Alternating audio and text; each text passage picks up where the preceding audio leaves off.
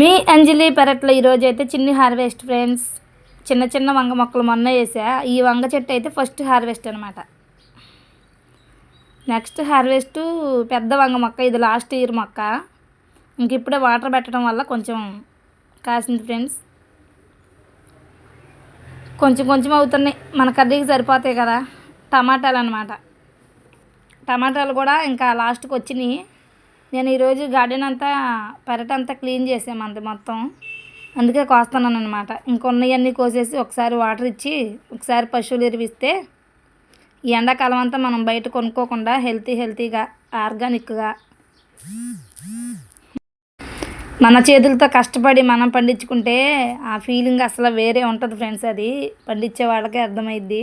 అంజీరా ఒకటి ఉంది, ఇదిగోండి ఫ్రెండ్స్. కొంచెం వంకాయలు టమాటాలు, ఇదిగో అంజీర ఫ్రూట్ మళ్ళీ రెడీ అయిపోయింది చాలా పెద్దగా. మాకు 3 డేస్కి 4 డేస్కి ఒక కాయ పడుతుంది అనమాట. చెట్టు నిండా ఉన్నాయి. ఇలా పండి కాయ ఇలా ఇచ్చిందనుకోండి, అబ్బాబ్బా టేస్ట్ సూపర్ అనమాట. బ్లడ్ కూడా పడిద్దంట ఫ్రెండ్స్ ఈ ఫ్రూట్. చూడండి పండుదనమాట అంజీరా ఫ్రూట్. మన హార్వెస్ట్ అయితే ఇది ఫ్రెండ్స్. వీడియో నచ్చితే లైక్ అండ్ సబ్స్క్రైబ్.